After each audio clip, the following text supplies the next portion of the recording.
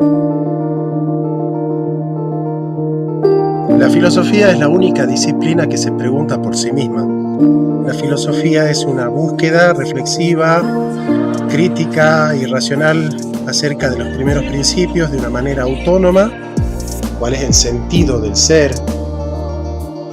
¿Por qué hay entes y no más bien el puro ser o la nada? ¿Qué es la nada y el ser? ¿Por qué hay cosas? El conocimiento como medio para el conocimiento como fin.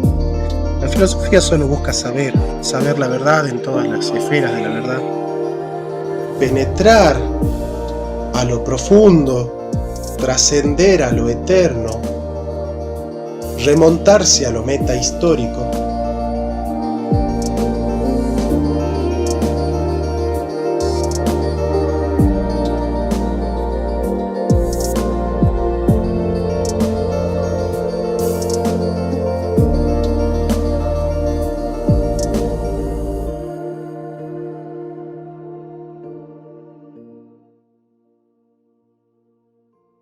Que quieran, ¿sí?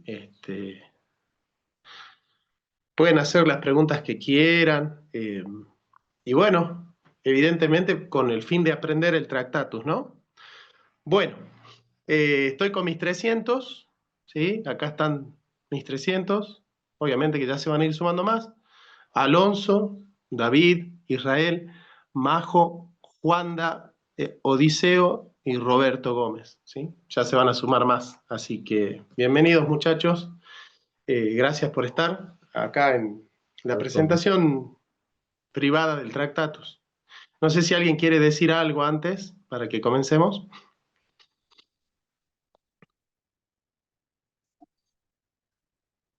¿También? ¿Qué son tímidos los 300?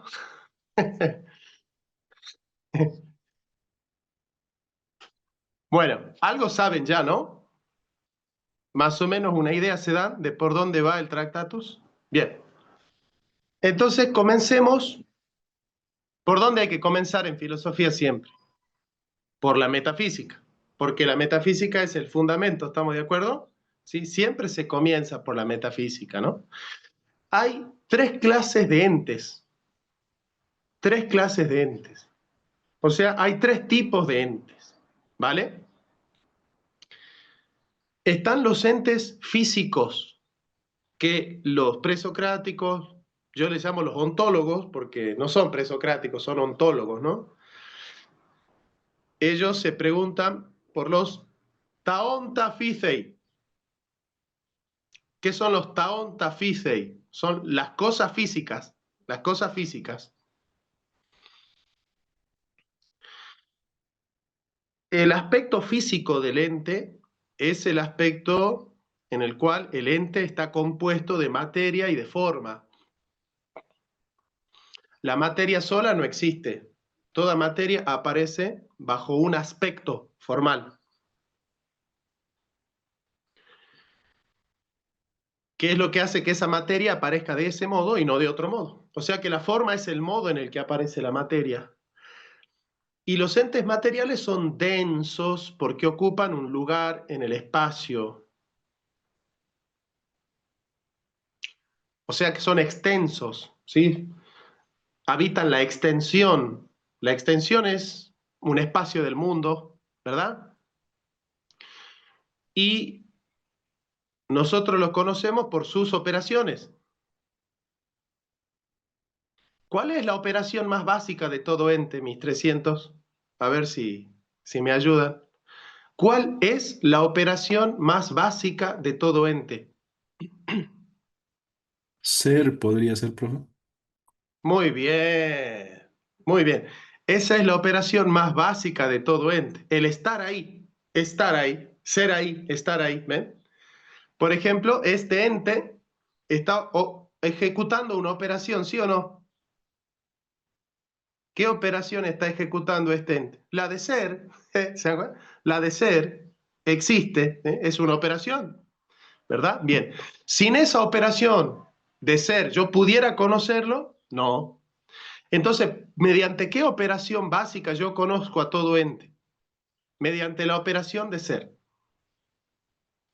Y el hecho de estar ahí de la cosa, ¿me la muestra la cosa o me la oculta?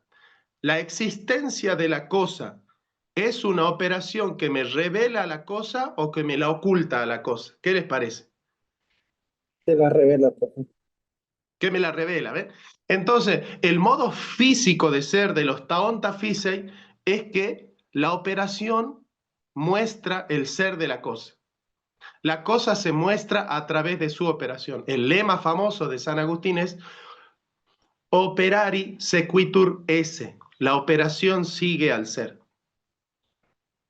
Y yo podría decir operari fainestai.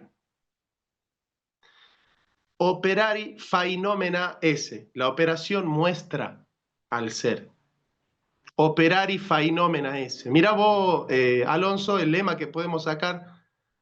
Podemos sacar este lema, ¿no? Operari fainomena esse. La operación muestra el ser. Voy a hacer una edición, una reedición del Tractatus para que pongamos esta, ¿no? Operari fainomena esse. Ese es el modo de ser físico, ¿estamos? Estamos en el físico, ¿no? En el físico, que se muestra por sus operaciones. Esta es la metafísica. Hay otra clase de entidades que, además de ser físicas, son psíquicas, que tienen un psiquismo, tienen una personalidad, un carácter, un modo de ser en el mundo. Esa personalidad, prosofón, significa máscara. Básicamente porque nosotros tenemos un yo, un super yo y un ello. Es decir, nosotros tenemos una identidad consciente, una identidad inconsciente y una superidentidad.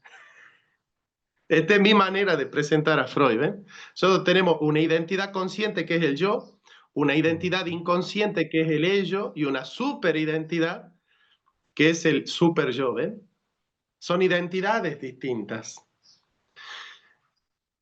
Ahora, la personalidad, ¿en qué consiste una personalidad? ¿Saben? Para el griego, ¿en qué consiste una personalidad? En seleccionar aspectos de nuestra identidad que nosotros queremos presentar a los otros como parte nuestra. O sea, ¿qué es el yo? ¿Qué es la conciencia? Es la capacidad que tiene el ser humano de seleccionar. Escuchen esta palabra, seleccionar aspectos de nuestra personalidad que nosotros los ponemos en la vidriera. ¿Entienden esa metáfora de la vidriera? O se usa otra palabra en otros países.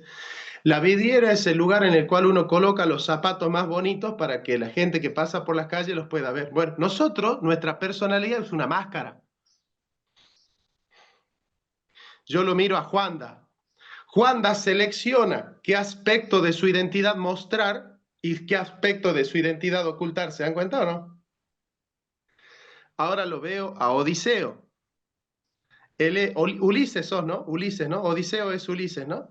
Sí, sí, Es el caballo rojas, ¿no? Bien. sí. Mi querido Ulises, él selecciona qué aspecto de su identidad mostrar y qué aspecto de su identidad ocultar. ¿Se dan cuenta? Ujú. Acá hay un trabajo consciente. Ulises, conscientemente, él hace un trabajo y decir, yo voy a mostrar esto, pero esto otro no lo voy a mostrar. ¿Cómo se llama ese trabajo de mostrar lo que él quiere y ocultar lo que él no quiere? Eso se llama máscara. ¿Y cómo se dice máscara en griego? Prosofón. Y la palabra prosofón, de ahí viene la palabra persona. ¿Ven? Mm. ¿Se van entendiendo cómo es el ser humano entonces? ¿Ven? Sí. Obviamente que Freud descubre que este proceso de censura, ¿ven? Que Ulises, Israel, Alonso, yo, vos, ustedes, ellos, nosotros, vosotros, ellos, hacemos un trabajo de censura A ver, levante la mano, ¿quién de ustedes muestra todo lo que es? ¿Quién de ustedes no tiene un aspecto oculto que no deseara que se conozca? ¿Ven? Todos tenemos un aspecto que no deseamos que se conozca, ¿o no? ¿Sí? Todos tenemos un yo oculto que no queremos que se conozca, ¿ven? Nadie demuestra todo lo que es. ¿Me van siguiendo? ¿Van entendiendo Sí. esta filosofía? Para los griegos este proceso es consciente, pero para Freud este proceso es inconsciente, es decir, es un proceso de censura. Se censura lo que no queremos mostrar. Para los griegos es consciente, para Freud es inconsciente. Pero básicamente el mecanismo es el mismo. ¿Entienden 300? Está interesante, Sí. ¿no? Bueno, este es el proceso psíquico. ¿Cómo le llamamos entonces a los entes psíquicos? Entes, personas. Son personas. Sí. ¿Y por qué son personas? Porque muestran una identidad y ocultan otra identidad. ¿Ven? El ángel es distinto a nosotros. ¿ven? El ángel es distinto. La piedra no puede hacer esto que hacemos nosotros. El animal tampoco, ¿o sí? El animal tampoco. ¿Ve? Nosotros, entonces, ¿en qué consiste ser una persona humana? En tener la capacidad de seleccionar qué aspecto de nuestra identidad mostrar y qué aspecto de nuestra identidad ocultar, consciente e inconscientemente. Bueno, qué definición de persona que les acabo de dar. Y después hay entes espirituales, puramente espirituales. El espíritu puro es el ángel y Dios. Pero por antonomasia, el espíritu, con mayúscula, es Dios. Es el espíritu, Dios. Entonces, tenemos el ente divino, que es espíritu puro, ¿ven? Es el ser del espíritu puro. Es ser espiritual por antonomasia, por esencia, espiritual por esencia. ¿En qué consiste el ser espiritual? Que para nosotros que somos materia, es incognoscible. Porque los seres Es, espirituales puros se nos dieran a conocer a nosotros sin los sentidos, o nosotros estamos hechos para conocer a través de los sentidos. ¿Qué les parece? o según, Lo segundo. O sea, nosotros estamos hechos, diagramados, diría Kant, ¿no? Diagramados para conocer a través de los sentidos. ¿Quién dice eso? ¿Qué filósofo dijo eso? ¿Aristóteles? Aristóteles, en el libro Alfa de la Metafísica, dice, nada hay en el entendimiento que no haya pasado previamente por los sentido. sentidos. ¿Se dan cuenta? Bien. Entonces nosotros somos seres sensibles que conocemos a través de los fantasmas, de las imágenes, de la sensibilidad. ¿Ven? Bien, un espíritu puro, puro, puro, puro, puro, que no se incorpora o que no hace una actividad en la materia, ¿nosotros lo podríamos conocer? ¿Nosotros No, podemos conocer actividades espirituales? no. Sí, sí, han caído en Mediante la los trampa, sentidos. pero mediante la operación que ejerce la actividad espiritual en la materia. Nada. No directamente, ¿se dan cuenta? ¿Por qué? Mm, Porque amar es un acto espiritual. Pero ¿cómo sabría que yo lo amo si no le digo te amo? vale, ¿Cómo vale. sabría que yo pienso si no me ve pensando, si no me escucha pensando, si no me escucha pensando, si no me ve pensando? ¿Se dan cuenta? O sea, la actividad espiritual en los seres ilemórficos se conoce por su operación en la materia. ¿Nosotros podemos conocer actividades espirituales? Sí, directamente o a través de la actividad que ejerce la espiritualidad en la materia. A través de la actividad que ejerce la espiritualidad en la materia. Están aprendiendo en 5 minutos más de lo que puede aprender cualquiera en la carrera de filosofía. ¿Se dan cuenta la precisión? ¿Ven la precisión? ¿Ven? ¿Ven? ¿Se dan cuenta cómo es la cosa? El Tractatus, ¿ven? Bueno, entonces, ¿podemos conocer actividades espirituales? Sí, porque nosotros somos seres espirituales. ¿Y qué dice Anaxágoras? Homeomería, lo semejante conoce a lo semejante. Y nosotros somos seres espirituales. ¿Podemos conocer actividades espirituales? Sí, pero las podemos conocer como el ángel.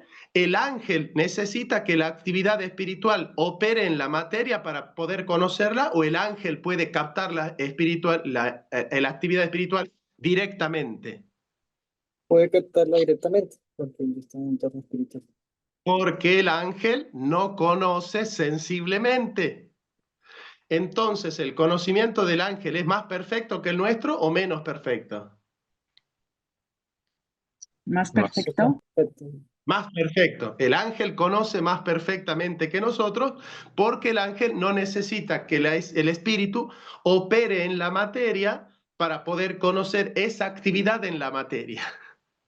Puede conocer Ah, directamente la actividad. El ángel la conoce actividad. más perfectamente que nosotros. ¿Ven? Bueno, pero nosotros sí podemos conocer la espiritualidad, pero no directamente, sino indirectamente. Entonces, la actividad pura del espíritu que no opera en la materia para nosotros es cognoscible o incognoscible. Es incognoscible. Inconocible.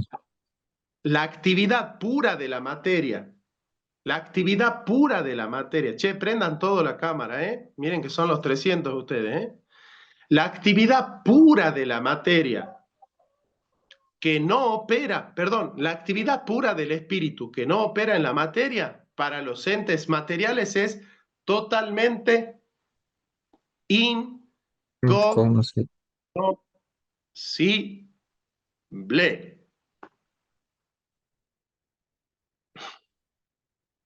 Está interesante, ¿no? Sí. Bien. Ahora vamos a la fenomenología. Vamos a estudiar la verdad. Vamos con los entes físicos. Si los entes físicos se dan a conocer a través de las operaciones, ¿qué es la verdad? ¿Qué es la verdad del ente físico? La verdad del ente físico es adequatio intellectus et rei, adecuación del intelecto con lo que el ente muestra. Mm. Adecuación del pensamiento con lo que el ente muestra. ¿Y qué ente muestra su ser directamente a través de la materia? El ente físico. Físico. A través de sus actividades. ¿Qué actividades? El acto primero, que es el existir, y los actos segundos, que son todas las operaciones. Cantar, bailar, caminar.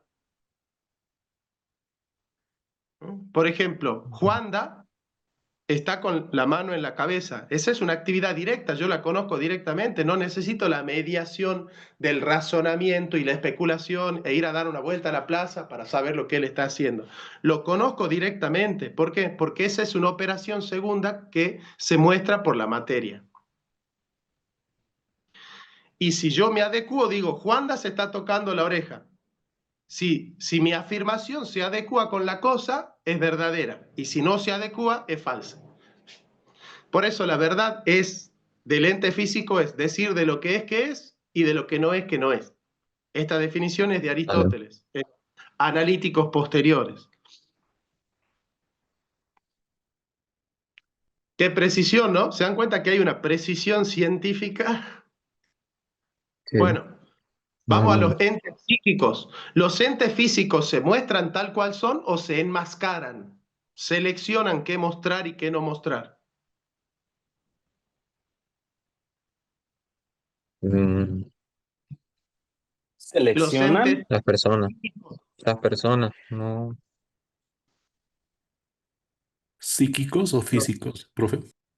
psíquicos, Lo, Los psíquicos solamente Ok. muestran lo que ellos quieren. Incluso podríamos decir que hasta aparentan. entonces se muestran tal cual son, No. no, mascaran. no. Eso es prosofón, Sí. máscara. Se enmascaran. ¿Y qué es enmascararse? Mostrarse como lo que no es. ¿Se dan cuenta? Si yo aparezco con una máscara, me muestro como lo que no soy y no me muestro como lo que soy. ¿Se entiende? Entonces, ¿qué hay que hacer? ¿Qué es la verdad para los entes psíquicos? Cuando nosotros queremos conocer el psiquismo de un ente, ¿tenemos que aplicar la adecuación como los entes psíquicos, los entes físicos, o tenemos que usar otro método? Método de desenmascaramiento, Yo me desvelamiento. presento así. Si yo me presento así y ustedes quieren conocerme tal cual soy, ¿qué tienen que hacer? Quitarle la máscara. Quitar el libro. Sacármela. ¿Quitármela qué? La máscara La o el máscara. velo. ¿Cómo se llama? Desenmascararme, desvelarme, sacarme el velo, Ujú. sacarme la máscara, desenmascararme. Ese es el concepto de verdad de la aletheia. Aletheia es sostener que hay un ente que no se muestra tal cual es y por lo tanto yo lo desenmascaro porque no se muestra tal cual es. Ahora, ¿yo puedo desenmascarar el ente físico? No, porque el ente físico no se muestra, porque el ente físico se muestra tal cual es. Entonces yo no puedo aplicar la aletheia a la plantita. ¿Se dan cuenta?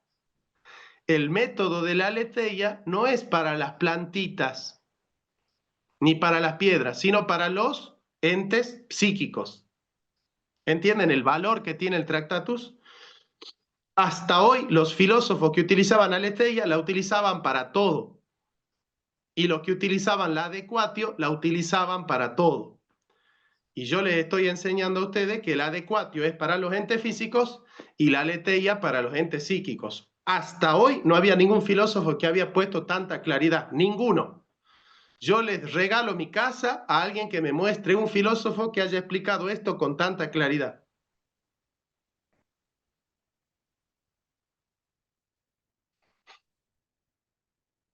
¿Entienden? Bueno, y Dios, que es un ente puramente espiritual, cuando Dios no opera en la materia, para nosotros es totalmente incognoscible. Por lo tanto, Dios es un ser que se muestra como el ente físico, no. Que se enmascara como el ente psíquico, tampoco. Entonces Dios es un ser que se oculta. ¿Y a través de qué proceso podemos conocer a un ser totalmente oculto para nosotros? ¿A través de la adecuación? No.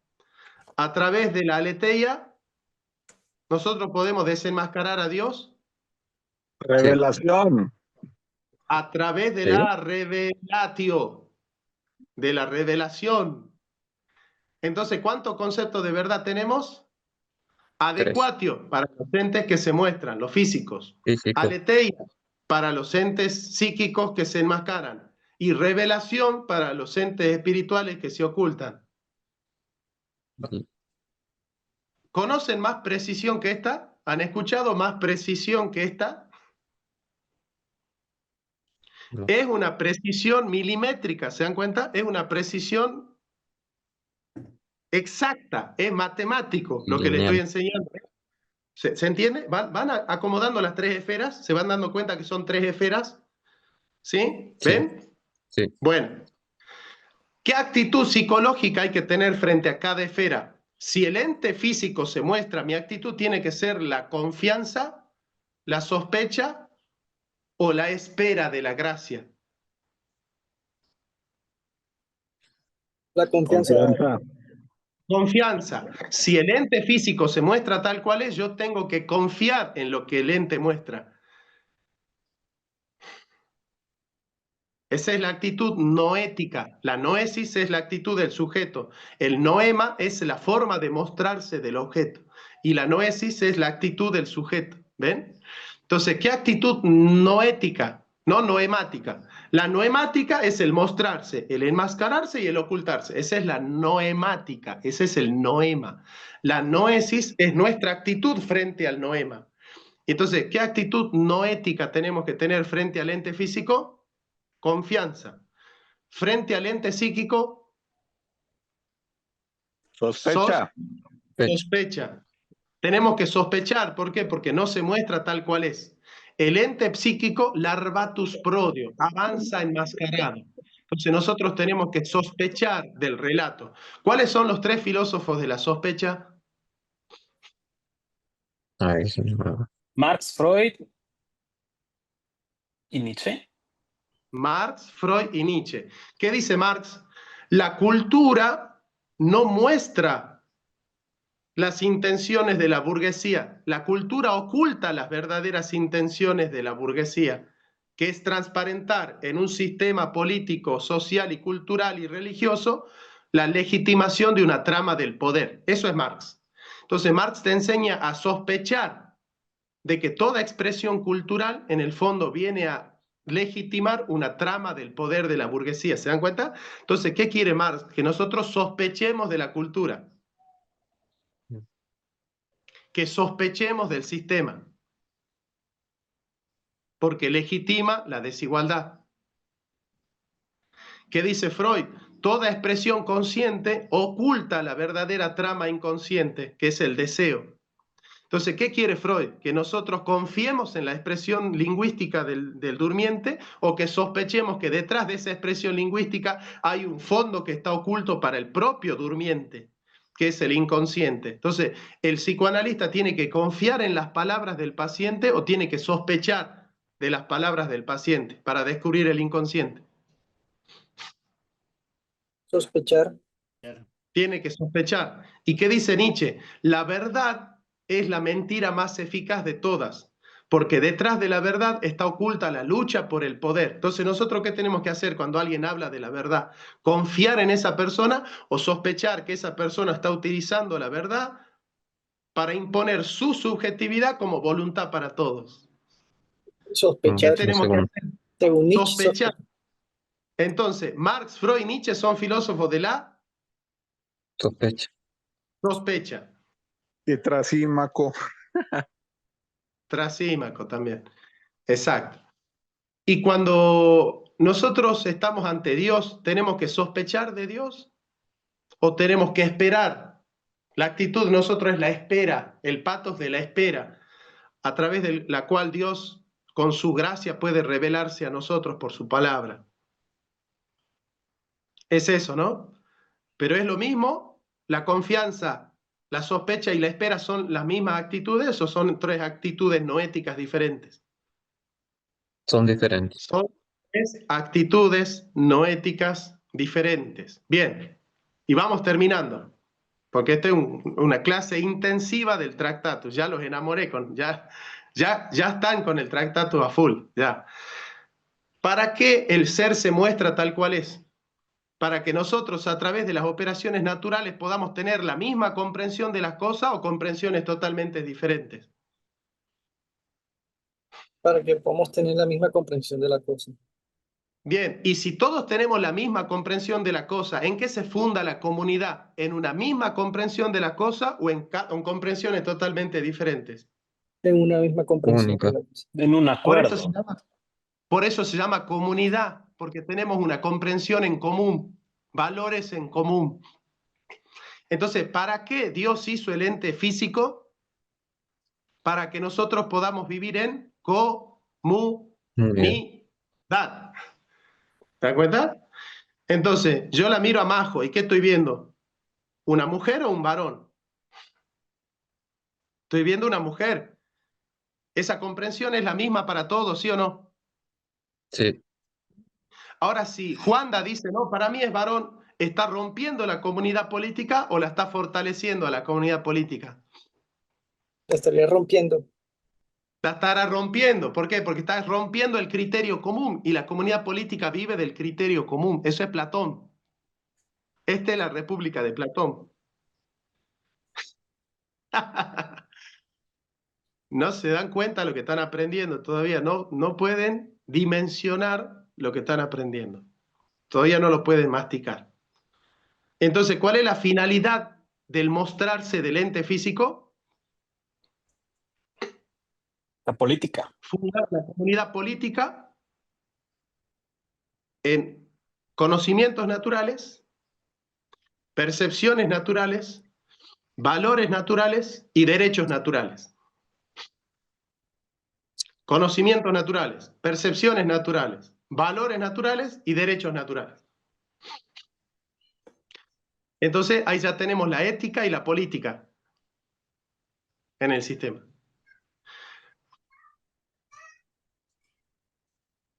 ¿Para qué los entes se enmascaran? Para no tener presente siempre aquello que al sujeto le duele. Por ejemplo, vamos a suponer que Juanda sufrió un trauma muy severo en la infancia, un trauma muy severo en la infancia. ¿Él pudiera vivir y ser feliz si él no censurara ese trauma? Si nosotros no censuramos los traumas que tenemos, ¿podríamos ser felices? No. Por eso viene el olvido. El psiquismo olvida los traumas y la hermenéutica hace que nosotros desolvidemos, sacar del olvido. ¿Y para qué nosotros sacamos del olvido?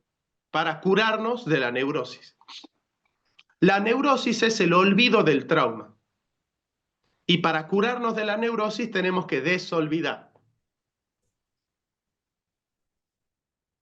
Entonces, ¿cuál es el objetivo del desenmascaramiento? La cura, que construye un sujeto, que se desenvuelve en su trama inconsciente. La adecuatio revela el objeto, la cura revela al sujeto. Alonso y Arturo se dan cuenta que está mucho más maduro el sistema en mi cabeza. Está mucho más... Bueno, la finalidad del desenmascaramiento es la cura. ¿Y cuál es la finalidad de la revelación de Dios? La salvación. La salvación. Entonces, el hombre vive como un ser político, psíquico y espiritual para vivir en el mundo, curarse y salvarse.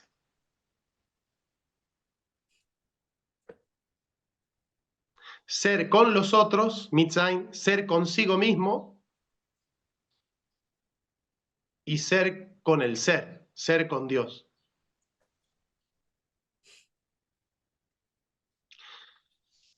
El ente físico es el mundo, el ente psíquico es el alma y el ente espiritual es Dios. Dios, alma, mundo.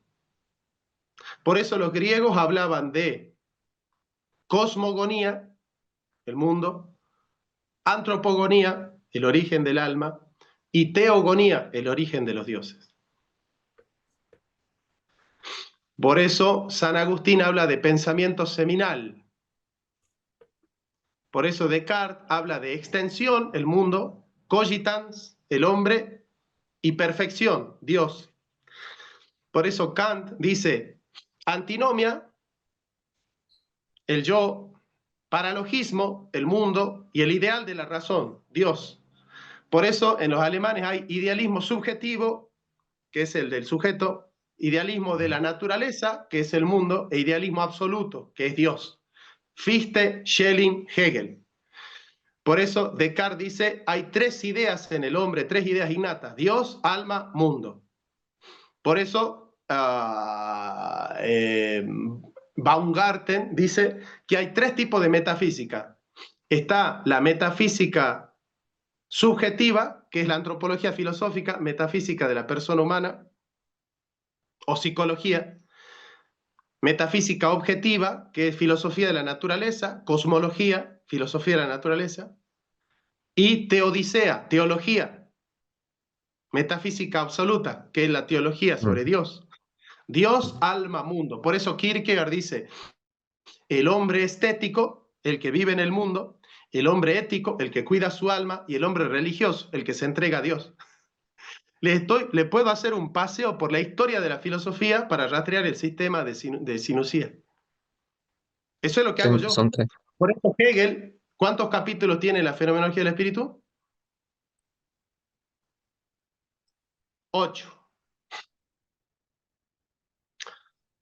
En los dos primeros habla de la certeza sensible mediante la cual el hombre conoce el mundo. En el cuarto, quinto y sexto habla del autoconocimiento, que es el proceso a través del cual el sujeto se conoce a sí mismo en el espíritu. Ese es el conocimiento del alma.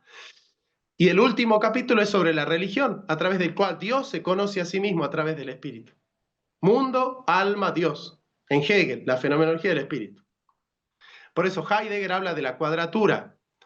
Mundos, tierra, dioses, y hombres, el alma. Todo está. Este sistema está en todos lados. Este es un breve resumen, obviamente este es un breve resumen. Si ustedes leen el Tractatus, que tiene 800 páginas, evidentemente van a encontrar otras cosas, ¿no? Pero, ¿qué les parece el sistema? Este es un resumen del sistema. ¿Qué les parece? Siempre son tres, ¿no? Tres. Ahora, ¿cuál es la clave del sistema? ¿Saben cómo está escrito el Tractatus? Yo puedo estudiar a través del método de los Feinestai, del mostrarse como mundo, puedo estudiar al mundo, al alma y a Dios. Al mundo como mostrarse, al alma como mostrarse y a Dios como mostrarse, a través del método del realismo. 3. Puedo estudiar al mundo como un enmascararse, al alma como un enmascararse y a Dios como un enmascararse. 3 más 3, 6.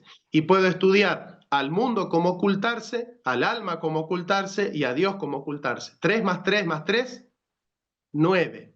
9. Y el sistema hace el 10. ¿Se dan cuenta? El sistema es el 10º de las 9 esferas. Por lo tanto, hay 10 categorías de las que habla Pitágoras. Pitágoras dice que todo sistema tiene que tener 10 esferas. Y estas son las 10 esferas del sistema. Entonces, ¿qué hago yo en el Tractatus? Estudio desde el realismo, el mundo, el alma y Dios. Como aristotélico. Después, en los otros capítulos, estudio como un hermeneuta, que es el método de la sospecha, el mundo, el alma y Dios. Y por último, estudio como un místico, el alma, el mundo y Dios. En total son 9 pasos. 3 desde el realismo, 3 desde la hermenéutica y 3 desde la mística. Así lo hice al Tractatus. El Tractatus es eso, es pasar 3 veces por alma, mundo y Dios como realista, después pasar como hermeneuta y después pasar como místico. Entonces los que ya me conocen saben que yo tengo 3 seudónimos, ¿sí o no? 3 seudónimos, ¿sí? Entonces, cuando yo hablo como Climacus, ¿quién escribió Climacus? ¿Qué libro escribió Climacus? Heidegger. ¿Qué libro escribió Climacus? La historia y metapolítica del progresismo, crítica de la razón crítica.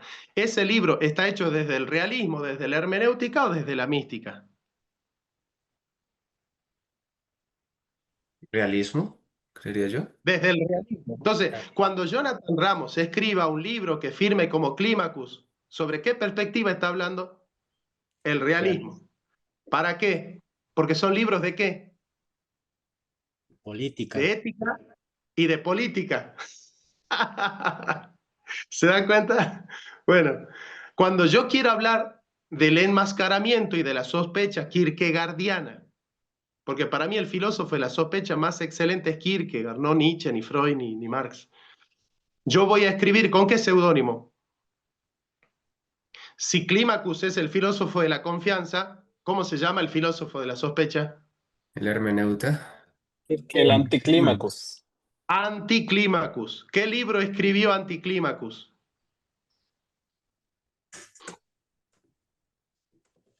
Estaba Marx a favor del aborto.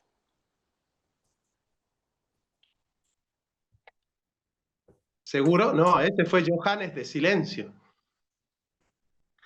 El que escribió Anticlimacus escribió Ética para Sofía.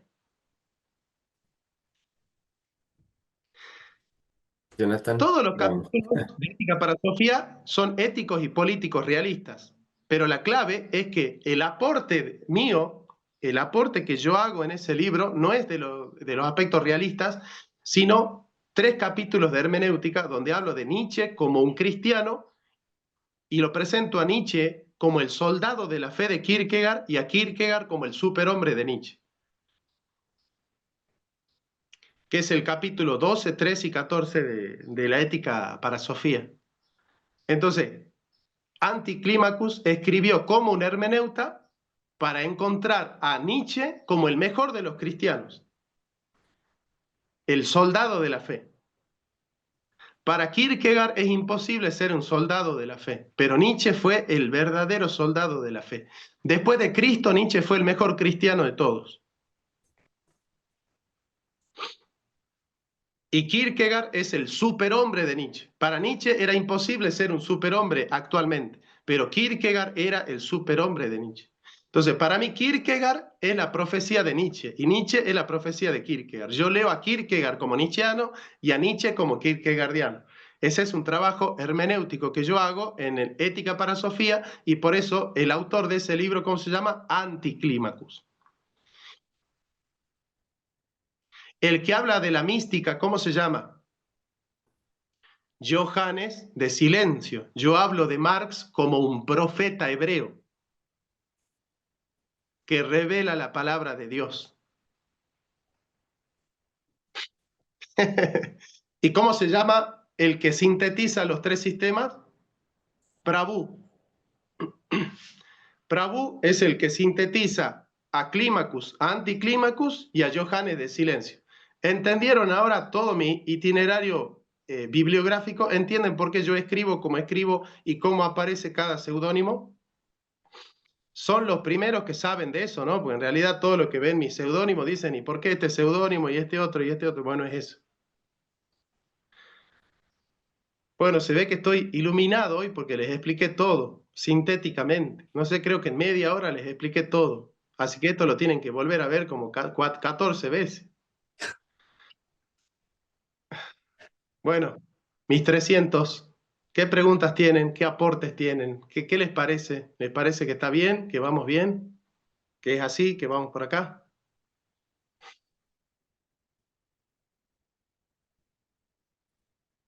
Sí, profe, la verdad, gracias ahí por la aclaración, porque bueno, al principio digamos que puede ser confuso, pero bueno, ya ahora hay un camino como más claro para poder transitarlo. Hay, hay tres Oiga, filósofos entonces. Para el oiga, realismo, Santo Tomás.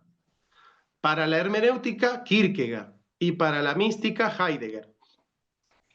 Entonces yo oye, cuando hablo como realista, tomista, como hermeneuta, kierkegaardiano, y como místico, heideggeriano. pero una pregunta. A ver, pero por ejemplo en Heidegger, por ejemplo, vemos que para él la donación podría surgir a través de la poesía, ¿no? Ya ves que por eso le gustaba mucho Hölderlin. Pero entonces en ese caso para Heidegger sería una donación que pues no necesariamente se tiene que ver con el cristianismo, ¿no? O sea, No, no claro, necesariamente. no, no. Lo que pasa es que para Heidegger los hagiógrafos de la Biblia son poetas, y para Heidegger los poetas son pastores del ser, Wachter Dasein. Mm, o sea, digamos que para él, digamos, ya es cualquier, por ejemplo, emanación artística o poética o espiritual ya es una donación del ser, o sea, incluso para la salvación. No, no todas, sino aquellos en los que hay cuidado de la palabra, cuidado del silencio, Ah, o sea, el silencio, pensamiento. o sea, el patos de la escucha, ¿no? Claro. No, no, Ok, no. No cualquier pichiruchi en el patio de su casa que escribe un poema es un pastor del ser, claro, no, no, no. sí. Claro. No, no hay que ser un pichiruchi.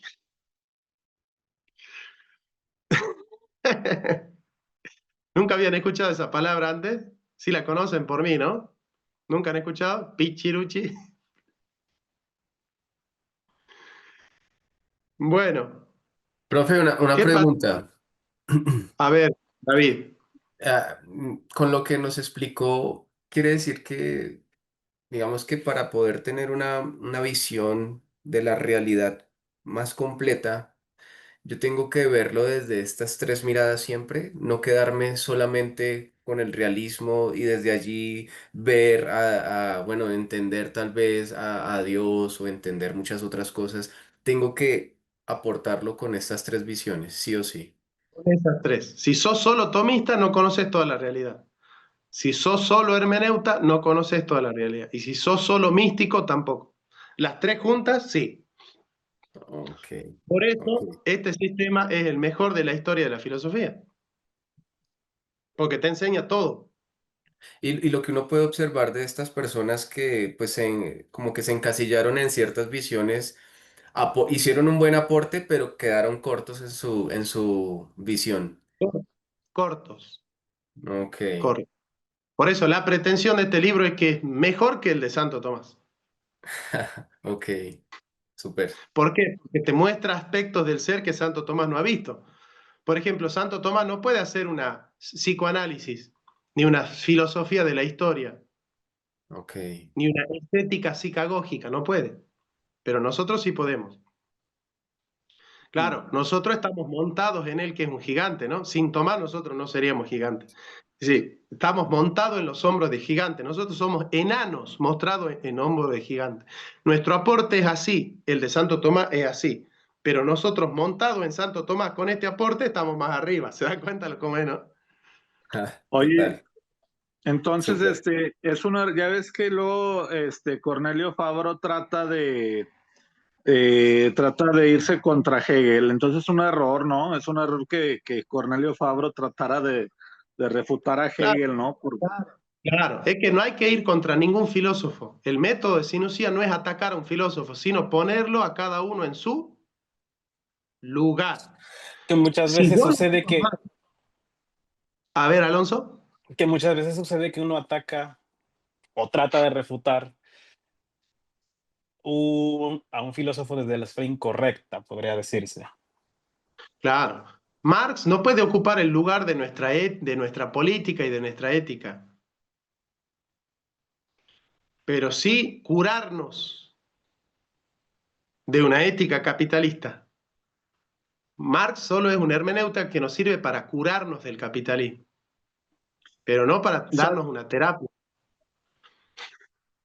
¿Sabes qué sería entonces muy contradictorio que, por ejemplo, un izquierdista marxista que se quejara, por ejemplo, del conspiracionismo, ¿no? De que se quejara que precisamente fuera como decir, no, hay que confiar en el Estado porque Marx precisamente es un desconfiado de sospecha del Estado, ¿no?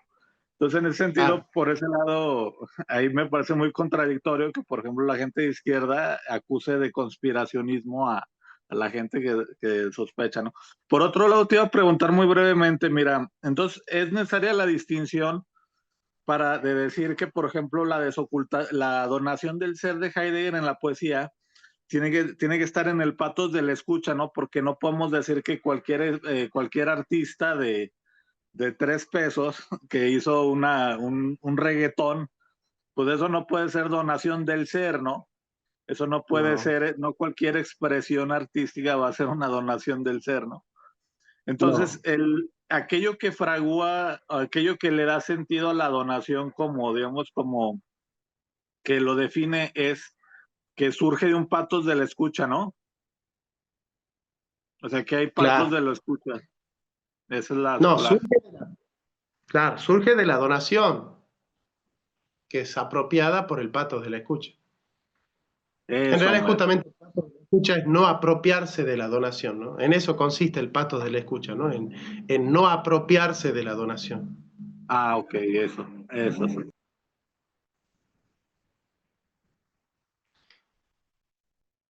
Bueno, este es el sistema, che. Esto Pasa es otra el... una pregunta, o no sé si es comentario, que el otro día estaba leyendo el Parménides de Heidegger y me parece que es en el parágrafo 3 donde hace una especie de historia de un proceso de la verdad, como si fuera una especie de teleología, en donde comienza como aletheia, después se va a veritas, luego adequatio, certitudo y ahorita discurso, pero es que entonces todo eso se disolvería en este sistema. O sea, no hay una especie de línea con un inicio y un final de la verdad, sino que todas estas caerían dentro de cada una, sin importar el Ah, momento en el que se estén claro, aplicando. en cada filósofo hay un elemento de confianza, un elemento de sospecha y un patos de la escucha. Pasa que están desorganizados. Eso es. Che, vuelvan a ver este video varias veces para que entiendan, ¿no? Y bueno, ahora van a elegir con Arturo 4 capítulos del Tractatus y se van a juntar una vez por semana para leer y comentar esos 4 capítulos. Así van creciendo en el Tractatus. Ustedes están vacunados contra la ignorancia de los garroteros católicos y protestantes. Entonces, una vez que entiendan el Tractatus, van a poder leer cualquier libro de teología y de filosofía y van a poder hacer la mejor filosofía y la mejor teología. Ahora ya vamos a comenzar ese proceso. Yo todavía no estoy hablando desde mi sistema porque no se conoce. Entonces, si yo salgo a hablar desde mi sistema y digo, bueno, voy a hablar desde las máscaras de Dios a través de un proceso de hermenéutica, evidentemente va a salir un salame a decir, ay, no, es que este es New Age, miren lo que está diciendo. Entonces, bueno, ahora ya se puede. Ya se puede. Bueno, 300, me voy a preparar la clase de Santo Tomás del día de hoy. Nada. Gracias por pertenecer a los 300. Gracias por estar. Y nada, prendan la cámara todos, así nos despedimos. Gracias, gracias y ya vamos a hacer un vivo para que se conozcan entre ustedes. Yo quiero que se conozcan entre ustedes, que se aprecien, que se pasen información, libros. Yo estoy viendo que David conoce mucho del Tractatus, que ya algunos de ustedes ya manejan el lenguaje filosófico que hay que hacer. Así que nada, bueno, es eso. Los abrazo mucho, 300, cuídense y este video va a estar en el canal. Así que el primer video con los 300. Bueno, gracias. Gracias, profe, gracias a todos. Que estén Feliz bien. día. Gracias. Gracias, profe. Gracias, profe.